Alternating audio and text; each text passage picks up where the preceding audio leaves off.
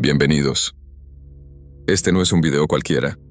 Lo que estás a punto de escuchar no son simples relatos, sino testimonios reales de personas que trabajaban en el turno más oscuro del día, la noche. Historias que dejaron marcas, que alteraron rutinas y que jamás fueron olvidadas. Prepárate, porque lo que sigue podría pasarle a cualquiera. Sin más preámbulo, comencemos. Me llamo Adán Salcedo. Llevo 12 años trabajando en mantenimiento nocturno para un edificio del gobierno estatal en Guadalajara, cerca de la calzada Independencia. Es un trabajo solitario, de esos que casi nadie quiere, pero con un horario que me acomoda. Entro a las 9 de la noche y salgo a las 6 de la mañana. Nadie te molesta, no hay tráfico, y si algo se descompone, casi siempre da tiempo de arreglarlo sin presión. El edificio tiene 5 pisos y fue construido en los años 60. Antes era sede del registro civil, ahora está semivacío. Solo quedan oficinas de archivo, un par de escritorios activos y un sótano donde guardan los registros físicos de actas de nacimiento, defunción, matrimonio, todo escrito en tinta negra sobre papel amarillento. Mi chamba consiste en revisar que no haya fugas, apagar luces olvidadas y que los baños no colapsen. Cada 2 horas, doy una ronda completa. Nunca me había pasado nada raro, hasta la noche del 14 de octubre. Todo comenzó con un ruido. Eran las 2:17 a.m. Lo sé porque justo estaba calentando un café en el microondas de la pequeña cocineta del segundo piso. Estaba por sentarme a tomarlo cuando escuché algo, como un golpe seco, lejano, metálico, proveniente del sótano. No era la primera vez que escuchaba ruidos. El viejo sistema de ventilación a veces chillaba por la presión, y los ductos de agua hacían sonidos raros en la madrugada. Pero esto fue diferente. Fue preciso, como si alguien hubiera dejado caer una carpeta metálica sobre el piso de cemento. Bajé con la lámpara en mano. No había luz automática en el sótano, solo un foco colgante que parpadeaba cada tanto, dándole al lugar ese aire de morgue abandonada. El olor siempre era el mismo: papel viejo, humedad, algo de moho. El golpe había sonado al fondo, donde guardan las actas más antiguas. Revisé estantes. Nada caído. Nada fuera de lugar. Estaba por regresar cuando noté una carpeta sobre una mesa de acero que nunca se usaba. Era una carpeta gris, gruesa, con polvo encima. Y no estaba ahí en mi última ronda, eso lo juro. Me acerqué. Tenía una etiqueta escrita a mano: Defunciones sin cuerpo, 1994-2001. Se me erizó la piel. No porque fuera supersticioso, sino porque ese tipo de carpetas no debían estar accesibles. Esa sección del archivo había sido sellada hace años. Incluso tenía un candado oxidado que nunca me molesté en revisar. ¿Cómo había llegado ahí? La abrí por impulso. Contenía solo 4 hojas, actas de defunción incompletas. Los nombres estaban, pero la causa de muerte era ilegible, como si la tinta se hubiera disuelto solo en esa parte. Había una foto engargolada en la última hoja. Una mujer de cabello largo, en blanco y negro. Su expresión, no sé cómo decirlo, no era de muerte, era de espera, como si te mirara sabiendo algo que tú no sabes. Leí el nombre: Mariana G. Saldívar. Edad al morir: 29. Fecha: 1997. Volví a guardar la carpeta en el mismo lugar y salí del sótano. Pero al subir las escaleras, escuché otro golpe, más fuerte, justo detrás de mí. Giré, iluminé con la lámpara. La carpeta ya no estaba sobre la mesa. Pensé en bajar de nuevo, pero algo me lo impidió. Algo en el aire, denso, como si el sótano exhalara un suspiro tibio, pesado. Subí los escalones sin mirar atrás. Pasé el resto de la noche con la televisión encendida a bajo volumen. A las 4:53 a.m., Me quedé dormido en el sillón del cuarto de seguridad. Soñé con la mujer de la foto. Estaba sentada en el mismo sillón, frente a mí, en silencio. Cada vez que intentaba hablarle, abría la boca, pero solo salía un murmullo ahogado, como agua entrando a una cañería. Desperté empapado en sudor. La luz del sol ya clareaba las ventanas del primer piso. Me dije que era el cansancio, que tal vez todo había sido un mal sueño. Hasta que al salir, en la mesa donde suelo dejar mi termo, encontré la carpeta. Ahí estaba. Gris, polvorienta, cerrada. Me llevé la mano al pecho. No la toqué. Solo la dejé ahí. Salí del edificio y me fui directo a mi casa. No volví a verla hasta 2 noches después. A las 12:09 a.m., mientras daba mi ronda, pasé por el baño del 4º piso, donde casi nunca se mete nadie. Al acercarme, escuché el sonido de una regadera, como si alguien se estuviera bañando. Toqué la puerta. «¿Hola? ¿Hay alguien ahí?» Nada. Solo el agua corriendo. Giré la perilla. Estaba sin seguro. Al abrir, el sonido paró. La regadera estaba seca, pero sobre el lavabo, doblada con cuidado, estaba la misma hoja de la mujer. Mariana G. Saldívar, con la foto impresa. Esta vez, había algo escrito a mano debajo. «¿Ya la encontraste?» Cerré la puerta. Esa noche no terminé la ronda.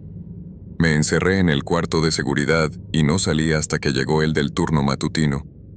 No le dije nada. ¿Qué le iba a decir? Que alguien muerto me estaba dejando pistas de algo que ni entiendo. Desde entonces, la carpeta aparece cada semana. A veces en los baños. A veces en el elevador, justo a la mitad del trayecto. A veces la encuentro abierta, con nombres nuevos. Siempre de mujeres, siempre con una fecha entre 1994 y 2001. Y siempre con una foto parecida, miradas vacías pero conscientes. Intenté destruirla, quemarla, tirarla en el contenedor de basura a 2 cuadras del edificio.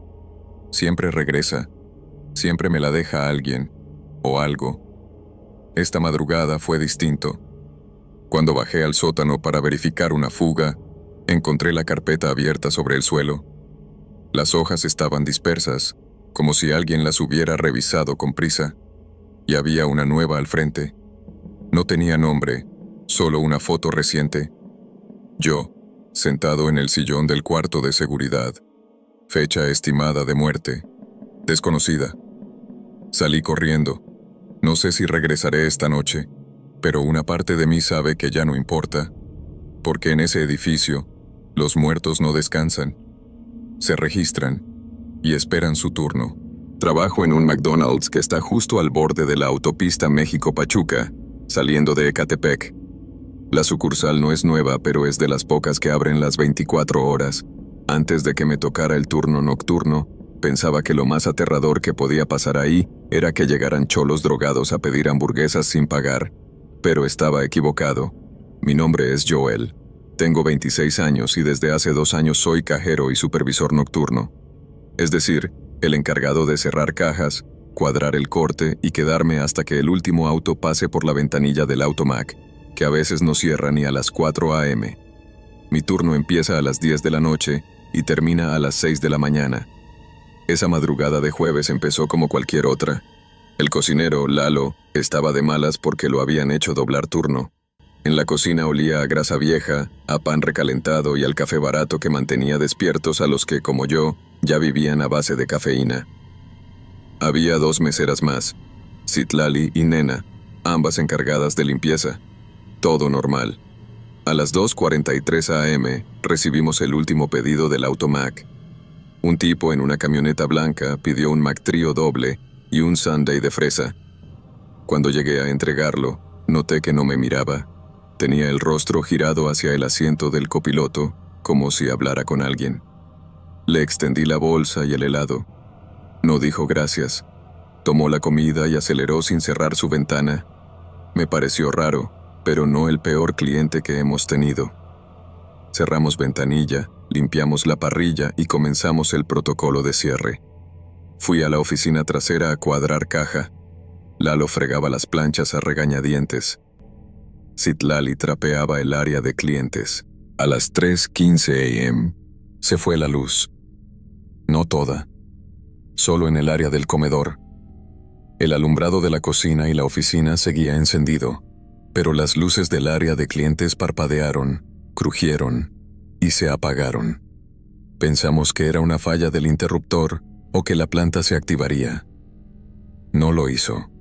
Salí con mi linterna del celular y vi algo que me hizo detenerme. Todos los monitores de pedidos, los que muestran las órdenes de los clientes, estaban encendidos y mostraban una sola palabra: vuelve. Pensé que era una broma de algún técnico, pero Lalo gritó desde cocina: «Joel, estás haciendo una mamada con el intercom». Corrí a su lado. El altavoz del Automac se había activado solo.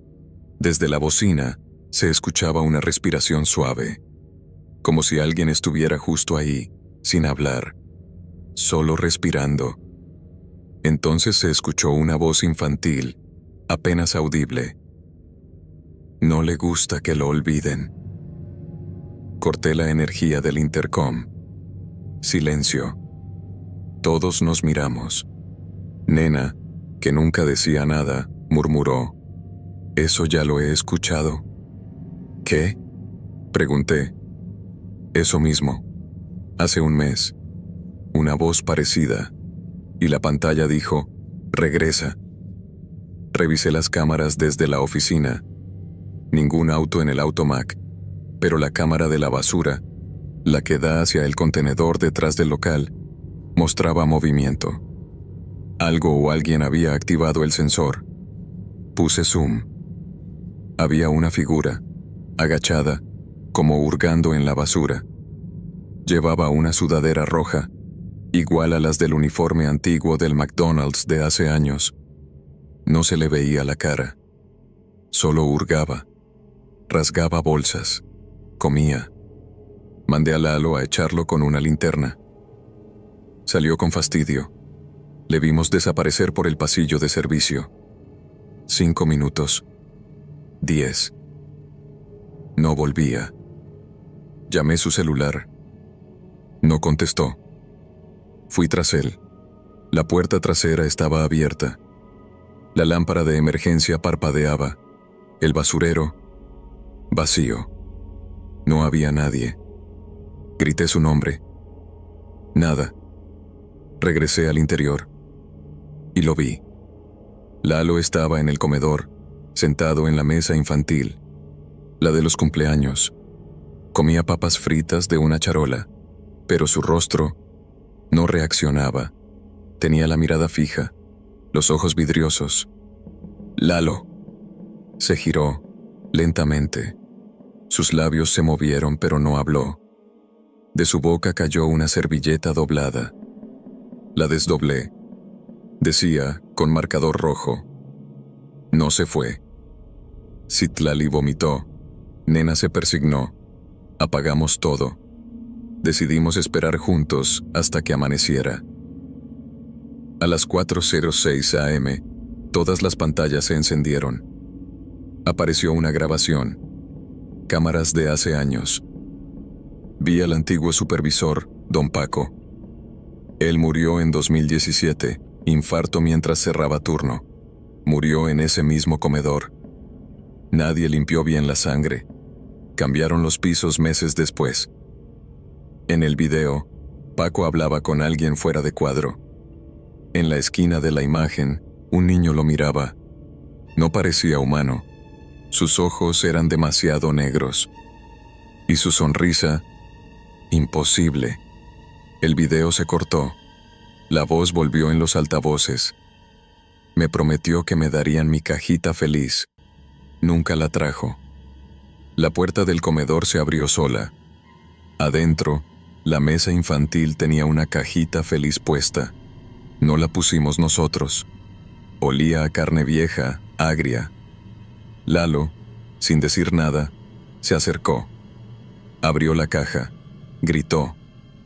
Dentro había un juguete, un payaso con la cara quemada, igual al Ronald McDonald que estaba en la entrada hace años antes de que lo quitaran porque los niños lloraban al verlo. Y una foto, la del niño, al reverso. Estoy aquí, quiero mi comida. Salimos al amanecer, sin despedirnos. Cada quien tomó un Uber. Nadie habló. Renuncié 2 días después. Lalo también. A Nena nunca la volvimos a ver. Pero Citlali, ella regresó. No por necesidad, sino porque una noche soñó con el niño. Le decía, tú sí me viste, tú me debes mi comida. Una semana después, desapareció durante su turno. Nadie sabe cómo. No hubo video, ni testigos. Pero en la oficina dejaron su gafete y una cajita feliz. Cerraron la sucursal poco después por remodelación. Pero si alguna vez vas de noche por esa autopista y ves un McDonald's con solo una luz prendida en el comedor, no te detengas. Y si escuchas una voz infantil por el automac pidiendo una cajita feliz a las 3 de la mañana, no la prepares, porque él sigue ahí, esperando. Y ya no tiene hambre, tiene memoria. Me llamo Armando Aguirre, tengo 48 años y soy vigilante nocturno desde hace casi 2 décadas. No porque me guste, sino porque es lo único que sé hacer bien. Estar solo, aguantar el frío, notar los ruidos que otros ignoran. Después de tantos años, uno aprende que lo más peligroso no es lo que se ve, sino lo que se escucha. Sobre todo cuando no hay nadie más que debería estar ahí. Desde hace 3 meses cuido una bodega en Azcapotzalco, al norte de la Ciudad de México. Antes era una fábrica de textiles, pero cerró hace más de 10 años. El gobierno, o quién sabe quién la compró, remodelaron un poco y ahora la usan para almacenar mobiliario escolar, sillas, escritorios, libros viejos, cosas así. El lugar es grande, una construcción de 3 pisos con pasillos largos y escaleras metálicas que crujen a la mínima pisada. El techo es de lámina ondulada y las paredes aún conservan señales de la maquinaria vieja que alguna vez trabajó ahí.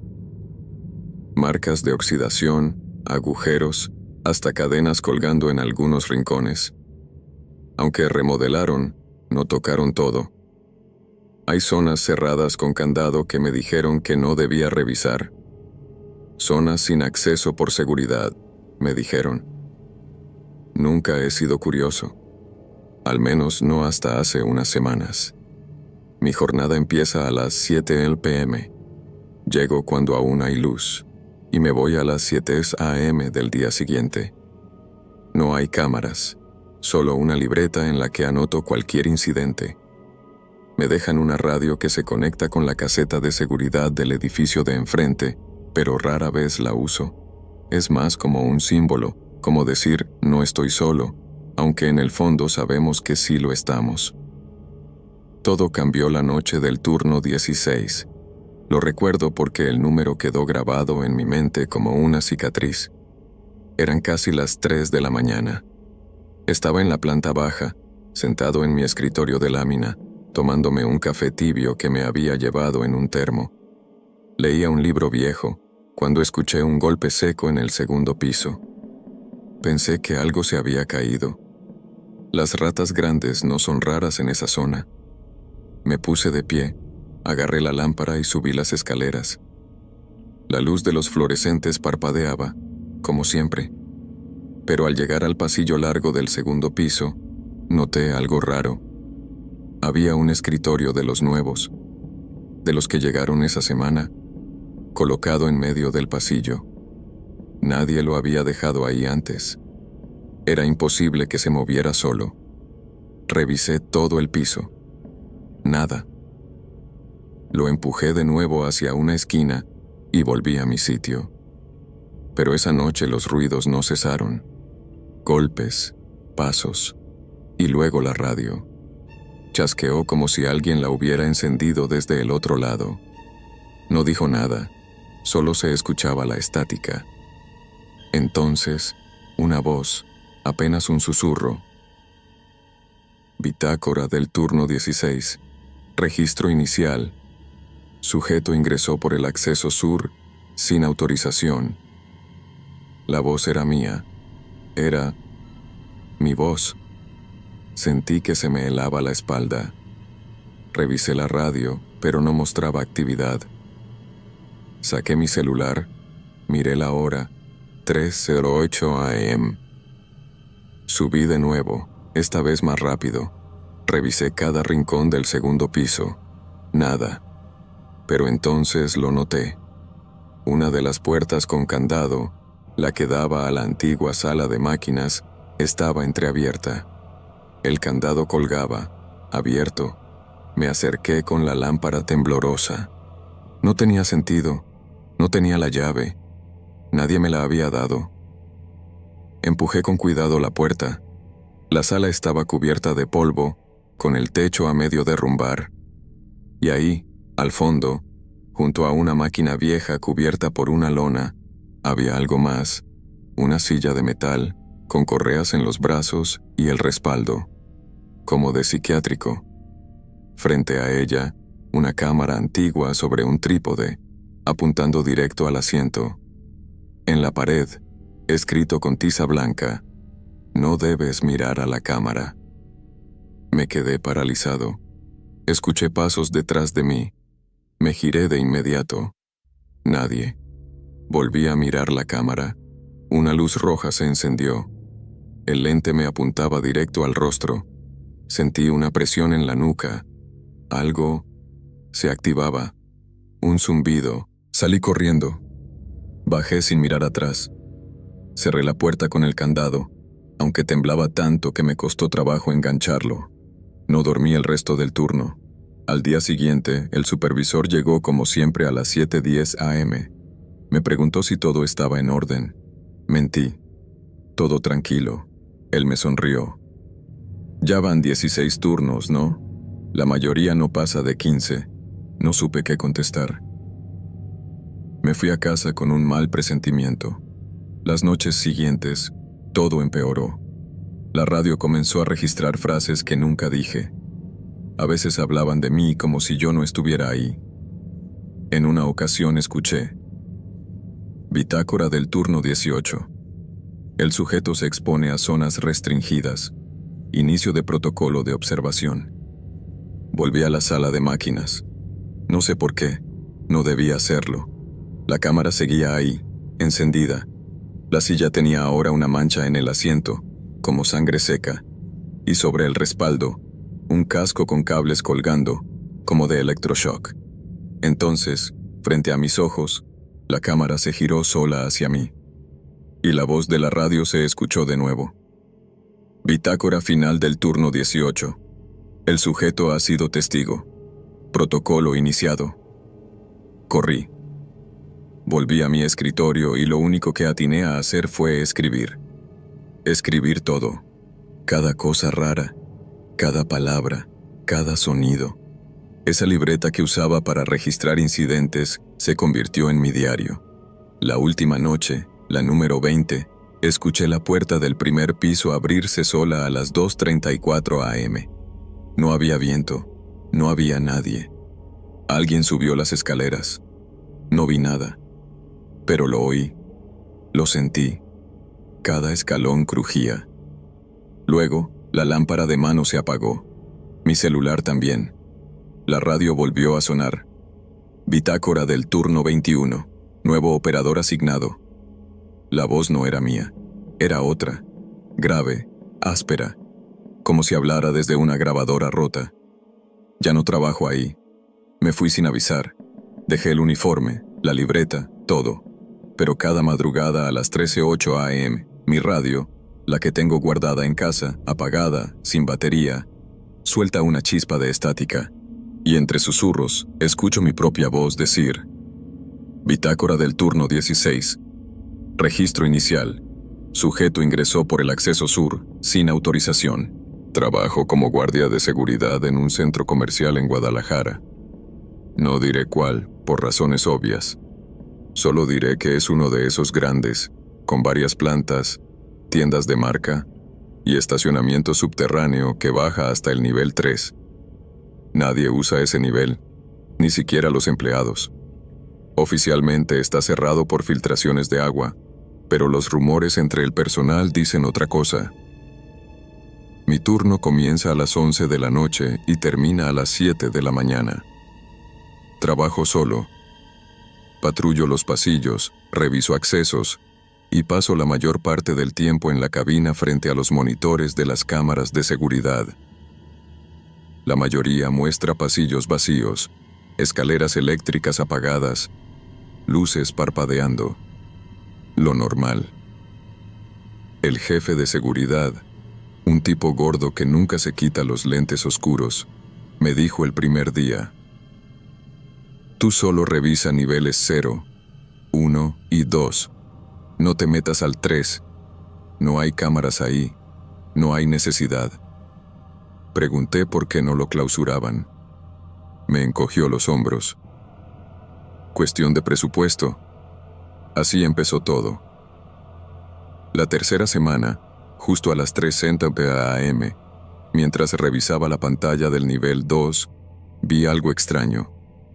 Una silueta pasó por el borde de una de las cámaras. No debía haber nadie. El centro estaba cerrado y los únicos trabajadores nocturnos éramos yo y los de limpieza, que no bajan al estacionamiento. Hice zoom, pero ya no había nada. Fui en persona. Bajé por el elevador, que crujía al pasar por cada nivel.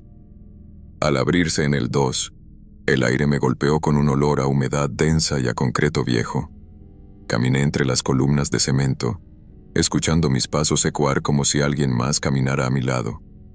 No vi a nadie, pero al girar para volver al elevador, escuché un ruido en el fondo de la rampa que bajaba al 3, un chirrido leve, como una puerta vieja abriéndose. Me acerqué. La reja metálica que bloqueaba el acceso al último nivel estaba abierta por unos centímetros. Revisé mi radio, pero no había señal en esa zona. Dudé. Solo un vistazo, pensé. Abrí la reja del todo y bajé. El nivel 3 olía a encierro. Estaba completamente a oscuras. Saqué mi linterna y avancé. El lugar era más amplio de lo que imaginaba, con techos bajos y zonas delimitadas con pintura que ya se descascaraba. Los muros estaban cubiertos de moho y en el piso había charcos de agua estancada que reflejaban mi luz como espejos deformes. Seguí hasta ver algo que me hizo frenar en seco. Una camioneta negra, cubierta de polvo, con las puertas traseras abiertas. No tenía placas. Me acerqué con la linterna temblando. En la parte trasera había huellas. Huellas de pies. Pequeños, descalzos, que salían de la camioneta y se perdían entre las sombras del estacionamiento. Una gota de sudor me resbaló por la espalda y sentí la boca seca. Detrás de mí, escuché un leve chapoteo. Giré de inmediato, iluminando todo con la lámpara. Nada. Pero el charco de agua frente a mí tenía ondas, como si alguien acabara de pisarlo. Volví al elevador. No corrí, pero estuve a punto. Subí sin mirar atrás.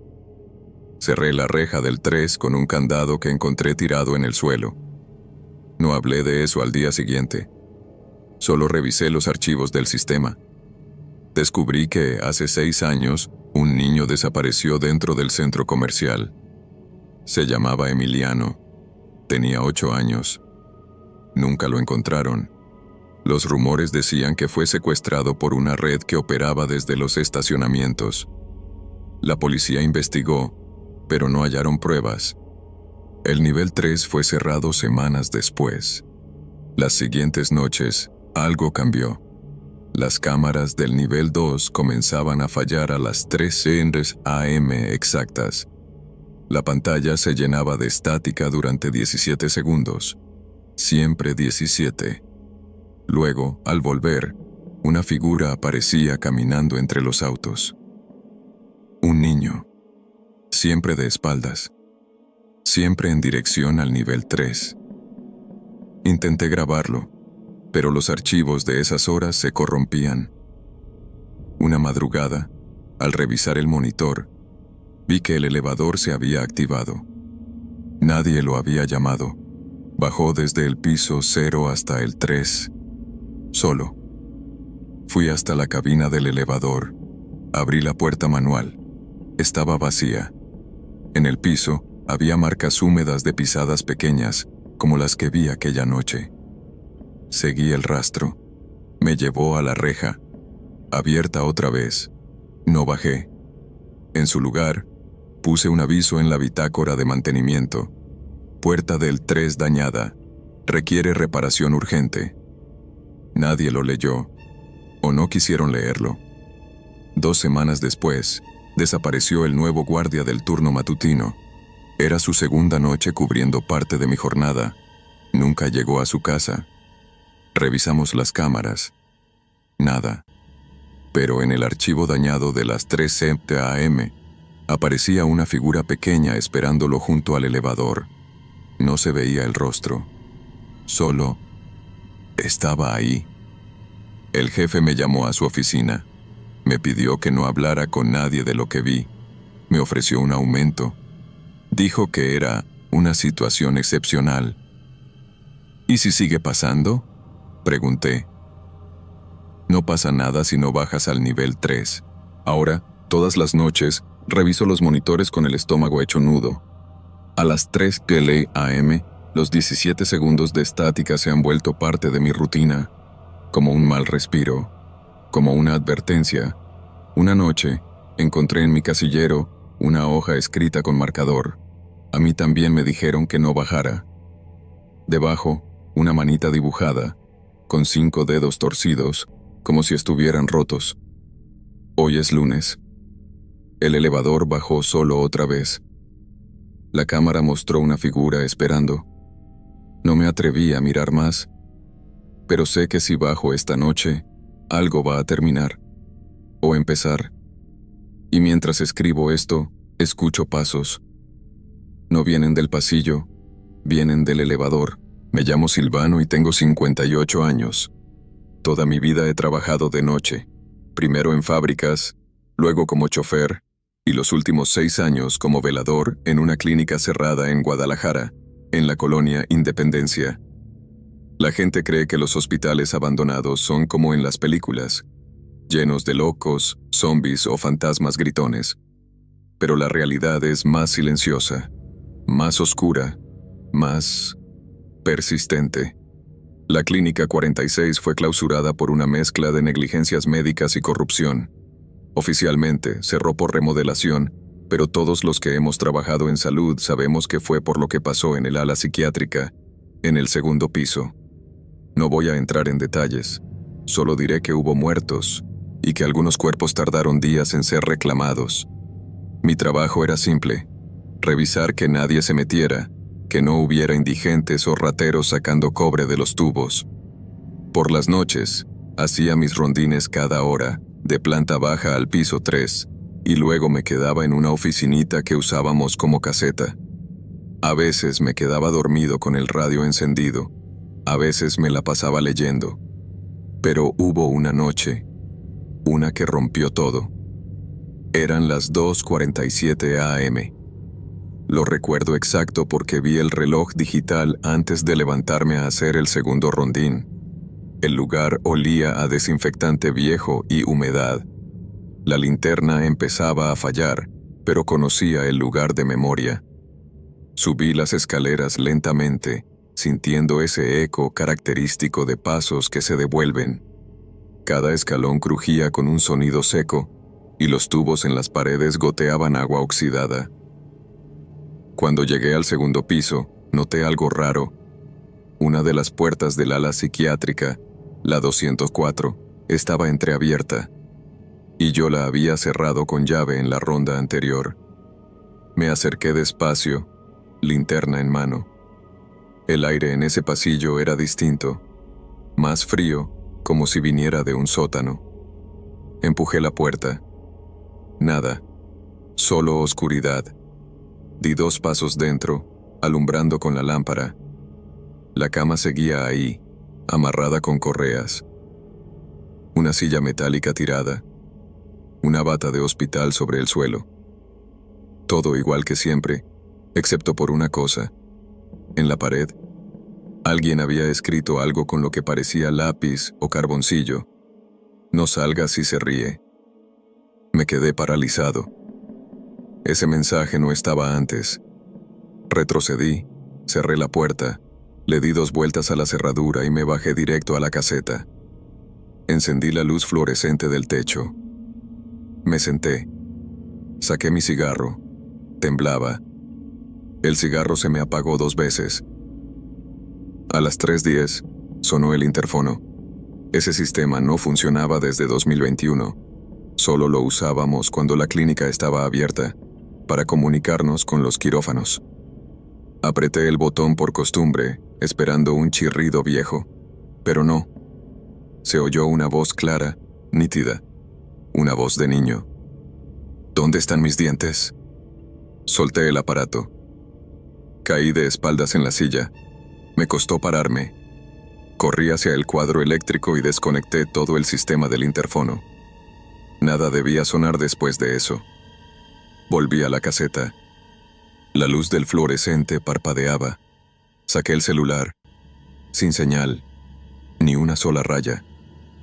Era como una ahí adentro, pero esa noche me dolió la garganta de tragar saliva. Casi a las 4, un ruido me sacó de la parálisis. Algo metálico arrastrándose. Venía de las escaleras. Abrí la puerta con cautela. El sonido se detuvo. Esperé. Y entonces lo vi. Era una camilla. Una camilla vieja, de esas de acero inoxidable con llantas rechinantes. Venía bajando sola, lentamente, por los escalones. Se detenía en cada uno, como si alguien la empujara sin apuro. En la camilla, algo. No distinguí bien.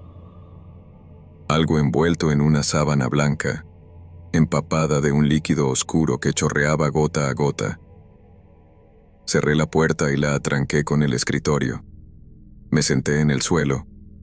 Empecé a rezar.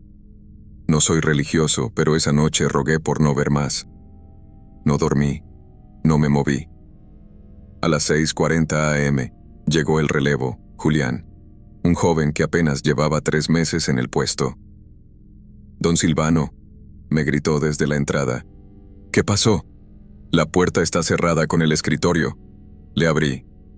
Le conté poco. Le dije que hubo un intruso, que llamara a mantenimiento para revisar el sistema eléctrico.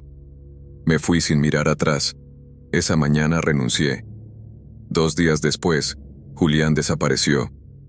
Su moto quedó estacionada afuera. Las cámaras no grabaron nada. Nadie lo vio salir. Su madre fue a la clínica. Nadie le dio respuesta. La policía entró, revisó, y no encontró nada. Pero los paramédicos dijeron algo que nunca se me olvidó.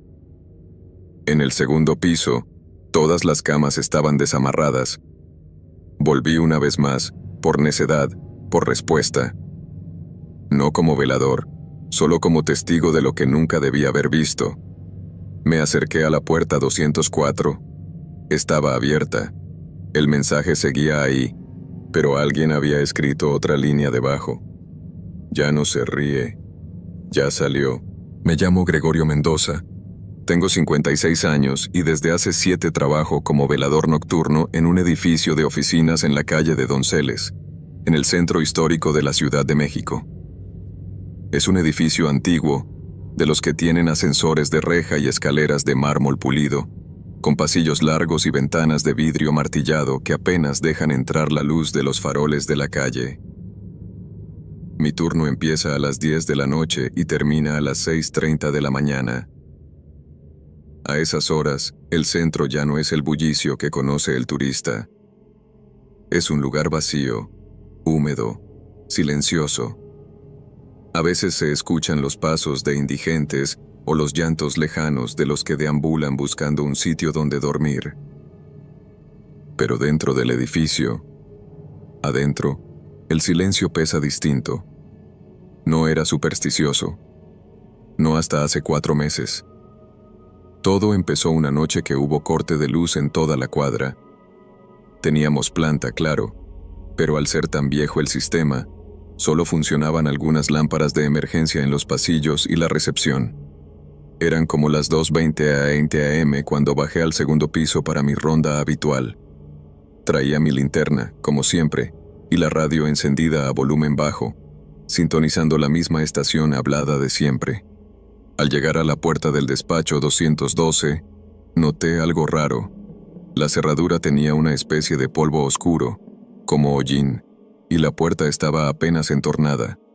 Lo curioso es que esa oficina llevaba desocupada más de un año. Empujé despacio, anunciándome. ¿Hay alguien ahí? Nada. Avancé unos pasos y alumbré con la lámpara.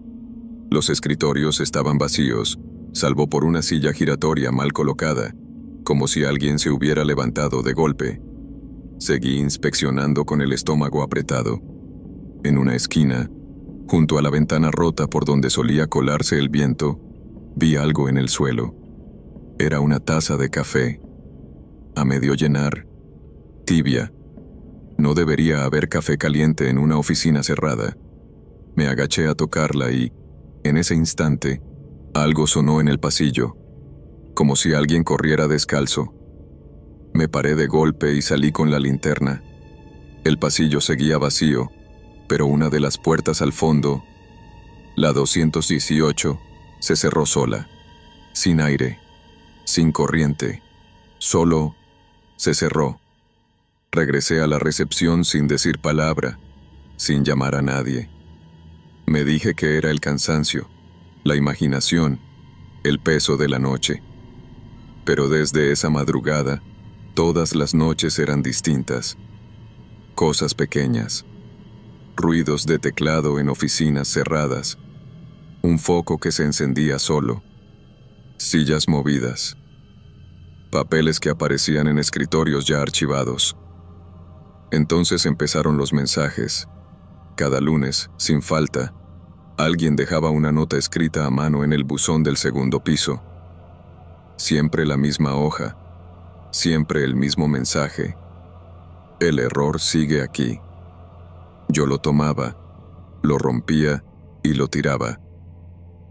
Hasta que me tocó limpiar la oficina 207 tras una filtración.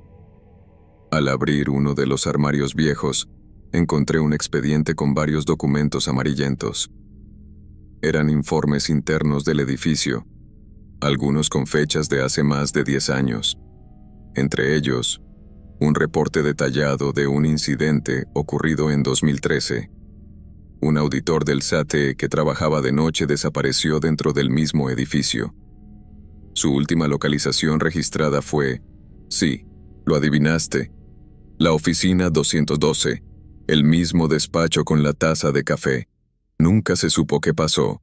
Su coche quedó en el estacionamiento. Las cámaras del lobby lo muestran entrar, pero no salir. No hubo sangre, no hubo forcejeo. Simplemente se desvaneció. Esa noche decidí no subir más al segundo piso. Mis rondas las hacía solo del primero al sótano, pero las cosas no se detuvieron. Una madrugada, mientras bajaba por el elevador, la luz parpadeó y se detuvo entre el tercer y el cuarto piso. La puerta no se abría. Mi radio estaba muerta. El silencio era absoluto. Hasta que escuché, justo encima de mí, como si alguien estuviera trepado en el techo del elevador, respirando. No caminado, no golpeando, respirando. Profundo, lento. Cuando la luz regresó, el elevador siguió su curso. Salí temblando, y aún así, volví al trabajo al día siguiente, porque no es fácil encontrar empleo a mi edad, pero lo que pasó la última semana ya no me dejó excusas. Un viernes, al llegar a las 10:05 p.m., encontré en mi escritorio un sobre de manila sin remitente. Dentro había una sola hoja impresa, con una imagen borrosa en blanco y negro. Era una captura de pantalla, como de una cámara de seguridad. Mostraba la recepción del edificio, En el centro, parado justo frente al escritorio, estaba yo, de pie, mirando directamente a la cámara. El problema es que yo no había estado ahí aún. Ese fin de semana renuncié. Entregué mis llaves sin explicación. Cuando me preguntaron por qué, solo dije, el edificio no quiere ser vigilado. Desde entonces, paso por la calle de Donceles a plena luz del día, pero evito mirar hacia el edificio.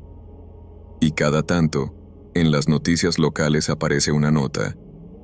Desaparece empleado de oficina en el centro histórico. Nadie relaciona los casos, pero yo sé que todos tienen algo en común. Trabajaban de noche y cometieron el mismo error. Bajaron al segundo piso. Trabajo en un Burger King de la Ciudad de México, sobre Calzada de Tlalpan, justo frente a una estación del metro. Me llamo Adrián, tengo 24 años, y desde hace año y medio me encargo del turno de cierre de lunes a viernes.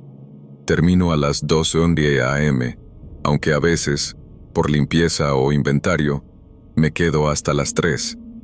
No es el trabajo de mis sueños, pero me da para pagar la renta en Iztacalco y ayudar a mi jefa con los recibos. Esa sucursal es vieja. No se nota por fuera, porque cada 3 meses le dan una manita de gato a la fachada y cambian los anuncios de combos. Pero por dentro, ya huele a freidora vieja, a grasa acumulada, a piso trapeado con cloro vencido. En el almacén, los azulejos están rotos, y el congelador hace un zumbido agudo que me pone nervioso si me quedo mucho tiempo solo. Las primeras semanas me daban miedo las cucarachas. Luego aprendí que hay cosas peores que los bichos. Todo empezó una noche cualquiera. Éramos 3 en turno. Yo, el cocinero, y Marcela, la encargada. Era lunes, flojo, casi sin clientes. A la 1:20 a.m. ya habíamos trapeado, cerrado caja, y solo faltaba apagar las luces del comedor. Marcela se fue a la oficina para imprimir los reportes y yo me quedé revisando las papas. El cocinero, Juancho, estaba en el baño desde hacía rato. Escuché que jaló la cadena, pero no salió. Al principio no le di importancia. Luego noté algo raro. No se oía nada, ni pasos, ni el ruido del secador. Fui al sanitario a decirle que apurara. Toqué la puerta. Juancho, ya vámonos, güey. Nada. Toqué más fuerte. Juancho. Silencio. Luego, muy despacio, escuché una risa. Una risa baja, seca, como si alguien tratara de reír sin abrir la boca. Pensé que estaba jugando. Empujé la puerta. Estaba abierta. El baño estaba vacío. Pensé que me había ganado el cansancio. Salí rápido. En eso, Marcela gritó desde la oficina. «¡Adrián! ¿Quién cerró la puerta?» Fui corriendo. La puerta principal, que normalmente aseguramos con un pasador interno, estaba cerrada con llave desde afuera. Marcela temblaba, con el reporte a medio imprimir en la mano. Revisamos las cámaras. Y ahí fue cuando todo cambió.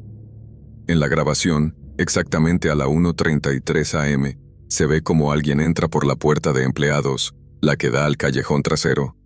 Pero en la vida real, nadie había entrado. No escuchamos nada, ni la alarma, ni el sensor. Solo se ve una figura alta, con el uniforme de la empresa, caminando directo al baño. No se le ve el rostro, lo tiene tapado con la gorra.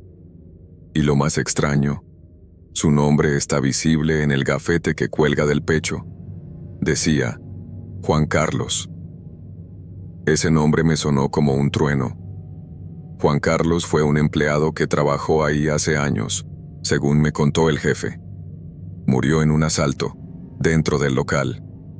Lo apuñalaron cuando intentó defender la caja. Nunca atraparon a los responsables.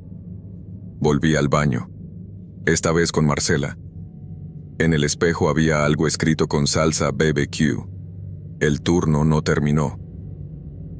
Marcela se fue esa misma noche. Renunció. A la semana estaba trabajando en una panadería en Coyoacán. Yo no podía darme ese lujo. Me quedé. Los días siguientes, las cosas se pusieron peores. Un martes encontré la caja registradora abierta a las 2 a.m., con billetes regados por el piso. Nadie más estaba en el local. Otro día, las cámaras se apagaron por 12 minutos exactos, y cuando revisamos, la impresora de tickets había expulsado una nota con la frase: "Recibo pendiente de cobro. Total, tu vida". Intenté hablar con el supervisor. Me dijo que no fuera dramático, que probablemente eran bromas internas de empleados aburridos, pero los otros compañeros ya sabían algo. Evitaban el turno nocturno. Una vez escuché a una de las cajeras decir: "A mí que me bajen el sueldo, pero a esa hora no me quedo". Una noche me quedé solo. No había reemplazo y me tocaba el cierre. Pensé que con música alta y el lugar bien iluminado podría aguantar. A la 1:50 a.m., estaba en la cocina terminando de limpiar la plancha cuando el aire acondicionado se apagó. Todo el local quedó en silencio. Entonces escuché pasos sobre las baldosas del comedor. No eran rápidos ni lentos. Ritmados. Medidos. No quise voltear. Sentí que, si lo hacía, lo vería. Seguí limpiando. Los pasos se detuvieron detrás de mí. Sentí el aliento. Era frío. Olía a carne quemada y a cloro viejo. Me giré. No había nadie. Corrí hasta la oficina. Me encerré. Cerré los ojos. Cuando los abrí, el monitor de las cámaras estaba encendido. En todas las pantallas, la misma imagen. El comedor vacío. Y al fondo, frente al cartel de los Whopper, un hombre con gorra, parado con la cabeza agachada. Inmóvil. A las 2:01 a.m., la imagen se cortó. El sistema se reinició solo. Desde entonces, cada noche que cierro, dejo un Whopper sobre la mesa del fondo. Lo dejo ahí, sin decir nada. No lo cobro. No lo toco. A veces, cuando regreso por la mañana, está intacto. Pero otras veces, falta una mordida.